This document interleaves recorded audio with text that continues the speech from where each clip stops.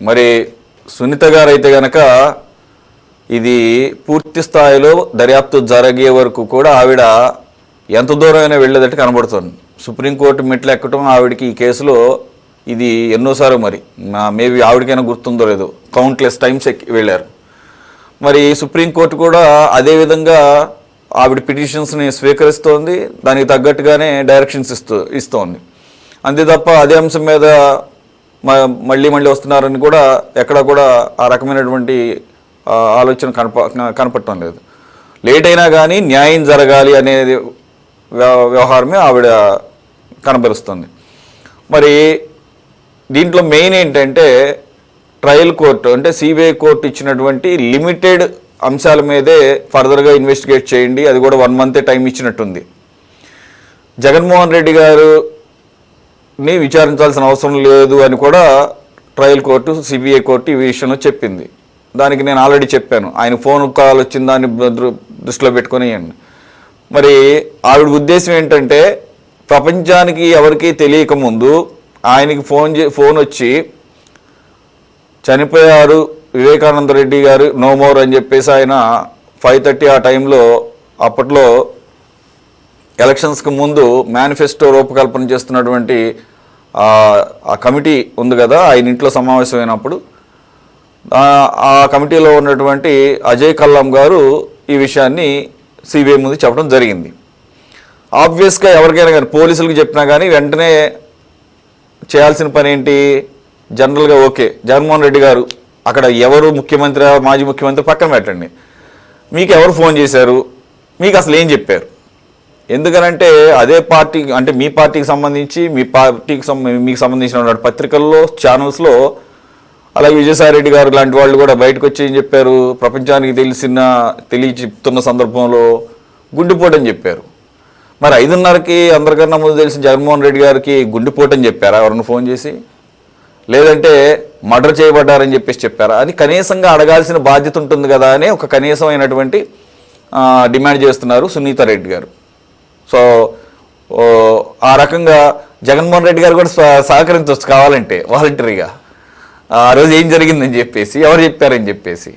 మరి అటువంటిది ఎప్పుడు ఆయన ఏం చెప్పలేదు. అజయ్ కల్లం గారు బయట పెడితే తప్ప ఇది ప్రపంచానికి తెలియదు. ఆ రోజు సుదీర్ఘంగా గొడ్డలి ఎట్ట నరికారు ఇదంతా పోసుకొచ్చినట్టు సాయంత్రం పూట చెప్పారు కదా జగన్మోహన్ రెడ్డి గారు. మరి అదే సందర్భంలో నాకు మార్నింగ్ 5:30కి ఫోన్ వచ్చింది, ఫలానా వ్యక్తులు ఫోన్ చేశారు, నన్ను కూడా మిస్లీడ్ చేశారు, నాకు కూడా గుండెపోటు అనే చెప్పారు, లేదంటే కనుక మర్డర్ జరిగిందని చెప్పారు, సంథింగ్ ఏదో చెప్పాలి కదా. మరి ఆయన ఇప్పటి వరకు చెప్పలేదు. మరి ఆయన చెప్పాలని, ఆయన ఏం జరిగిందో చెప్పాలని కోరుకుంటున్నారని సునీత గారు అర్థమవుతుంది. What is a sir? Okay, మొదటిగా మీకు ప్యానల్లో ఉన్న పెద్దలకి వీక్షకులకి అందరికీ శుభ సాయంకాలం. ఒకటి సురేష్ గారు, దీంట్లో మనము ప్రాథమికంగా పోలీసులు, ఆ తర్వాత సిట్ తర్వాత సిబిఐ తర్వాత సుప్రీంకోర్టు, అంటే ఇది అలా అంచెలంచెలుగా వెళ్ళిపోతా ఉంది. అంటే ఎందుకు పోతా ఉంది అంటే కొంతవరకు బాగానే ఉండింది విచారణ గాని ఇది గాని, రాజకీయ ప్రమేయం ఎప్పుడు దీంట్లోకి చొరబాటు అయిందో, వారిని సునీతారెడ్డి గారిని ఎలా ప్రలోభపరిచారో, వారికి ఎరవేశారో, అప్పటి నుంచి ఈ యొక్క అంశమంతా కూడా కొలిక్కి వచ్చేది మరి మాటికి దపదపాలుగా పోతాం.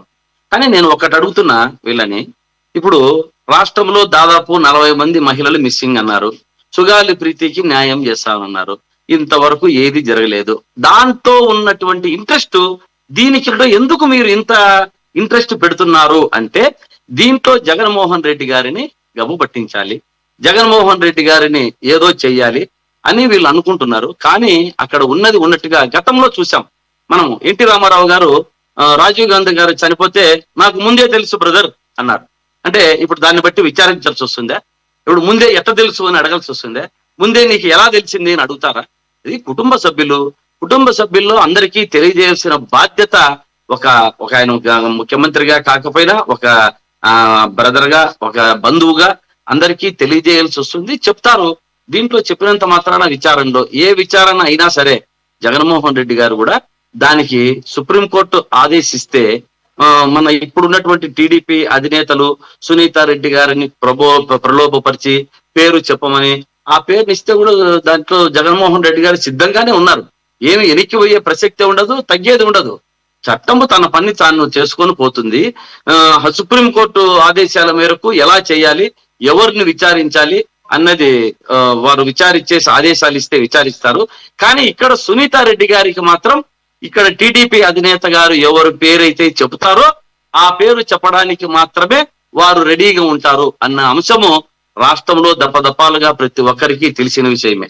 ఈ యొక్క విచారణలో కూడా మనకు సునీతారెడ్డి గారు రాజకీయ ఒత్తిళ్లకు చాలా ఫుల్గా ఈ కేసులో పాపం వారిని ఎన్ని విధాలుగా వారి నాన్నగారు చనిపోయి వారు ఎంత మానసిక క్షోభ అనుభవించారో ఇప్పుడు వీరి చేతిలో ఆమె ఆ మానసిక క్షోభ కంటే డబల్ గా అనుభవిస్తున్నారు.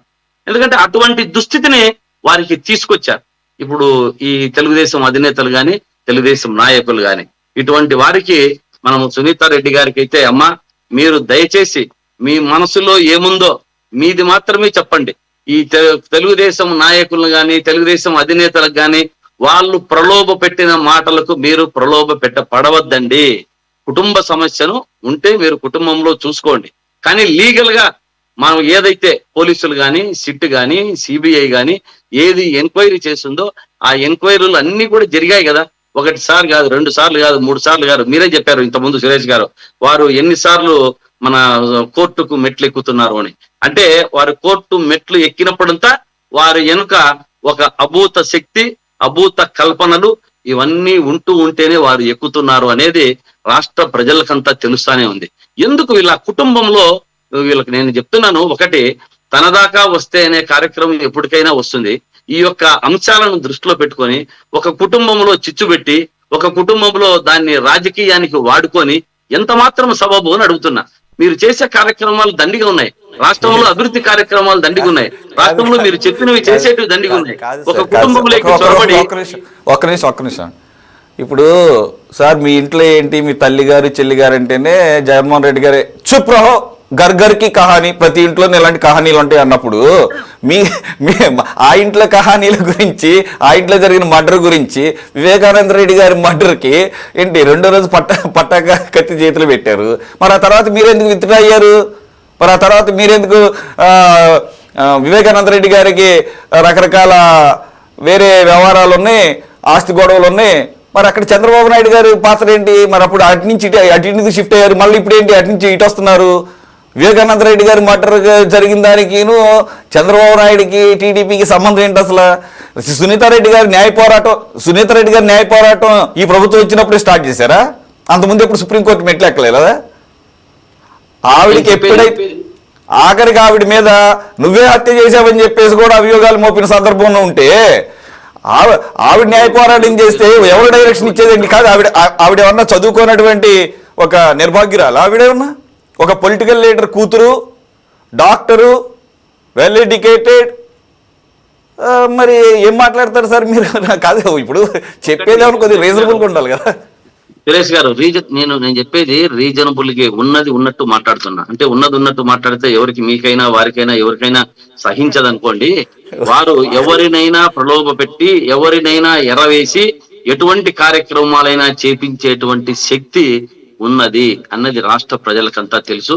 కానీ సునీతారెడ్డి గారు అయితే మాత్రం ఎన్నిసార్లు కోర్టుకెక్కినా నిర్భయంగా, నేను ఆమెకు చెప్తున్నా, మీకు న్యాయం జరగాలి అంటే మీ మనసులో ఉన్న ఆవేదనను స్పష్టంగా, అంటే ఈ రాజకీయ ప్రలోభాలకు ఒత్తిడి కాకుండా ఆమె ఎప్పుడైతే బయటికి వస్తుందో ఈ పాటికి న్యాయం జరిగేది ఆమె అట్లా లేదు.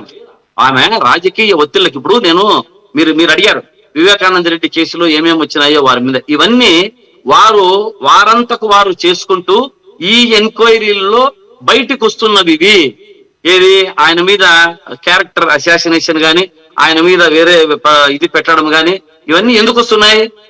వీళ్ళను మొత్తంగా టార్గెట్ మొత్తం అనుకుంటాను. ఆమె అనుకుంటా ఉంది, నాకు దగ్గర ఉండి ఏదో మంచి చెప్తున్నారు, నాకు మేలు చేస్తారనుకుంటుంది. కానీ దాంతోనే ఆమె పప్పులో కాలేసేసింది. ఆమెను దిగదార్చడం కాకుండా, వాళ్ళ నాన్నను దిగదార్చడం కాకుండా, వాళ్ళ కుటుంబాన్నంతా మొత్తానికి క్యారెక్టర్ అసాసిన్ చేసి దిగదార్చే పరిస్థితి ఈ టీడీపీ వాళ్ళు చేశారు అన్నది వాస్తవం. వాస్తవం వాస్తవం. అలాగే సార్. ఎన్నిసార్లు అలాగే. చెప్పినా ఇది వాస్తవమే. అలాగే సార్, మీరు వివేక్ గారు, మీరు ఏ దీంట్లో మీరు ఏ- అతిశయోక్తి మీరు లేదు. ఇప్పుడు మీరు ఇప్పుడు ఏ పార్టీ తరపున మాట్లాడుతున్నారు? ఇప్పుడు మీరు కదా మీకు సంబంధించిన పత్రికల్లో కదా ఆయనకి మరో ఫ్యామిలీ ఉంది అలా అని చెప్పేసి ఫోటోలతో సహా రిలీజ్ చేసింది. మీరు అన్ని అదే సార్. మీరు మర్చిపోతే మీరు పార్టీ ఏ పార్టీ రిప్రజెంట్ చేస్తున్నారు డౌట్ వస్తుంది మీకు. నేనేం మర్చిపోలేదు. ఏ పార్టీ వల్ల కాదు, నేను ఉన్నది వాస్తవం చెప్తున్నా. ఏ పార్టీ వల్ల కాదు, ఆమె కొందరి యొక్క ప్రలోభాలకు లోబడిన తరువాత ఇవన్నీ ఒక్కటికొక్కటి తోడి బయటికి వస్తున్నాయి. ఓకే, ఇవి ఓకే. తనంతకు మీ తాను పాయింట్ నాకు ఆమె అర్థమైంది. మీ పాయింట్ నాకు ప్రలోభాలకు అర్థమైంది. నువ్వు ఆగకుండా ఇలా తవ్వుతూ పోతే మేము వేరే వేరే యాంగిల్స్ లో మేము అన్ని తవ్వి తీసుకొస్తాం అంటారు. అంతేనా? మేము చేయడం లేదు, ఉన్నది ఉన్నట్టుగా బయటకు వచ్చింది, అది గబ్బు పట్టింది. ఏం చెప్తున్నాను, అదే. దీనికి అంతకంటే ఏం వాస్తవం లేదు. కానీ ఓకే. సునీత రెడ్డి గారిని సూటిగా మళ్ళీ ఈ రోజు గానీ నేను ఇప్పుడు మీ టీవీ ద్వారా తెలియజేస్తున్నా, ఆమెకు ఒక్కసారి మనసునంతా ప్రశాంతంగా చేసుకొని ఉన్నది ఉన్నట్టుగా సుప్రీం కోర్టు దగ్గరికి మెట్లెక్కి ఎవరిని విచారించాలి అన్నది ఆమె మనసుకు వదిలేసి రాజకీయ ప్రలోభం లేకుండా ఉంటే ఆమెకు న్యాయం జరుగుతుంది అని నేను కోరుకుంటున్నా. న్యాయం జరగాలని కూడా కోరుకుంటున్నా. Okay, okay, right.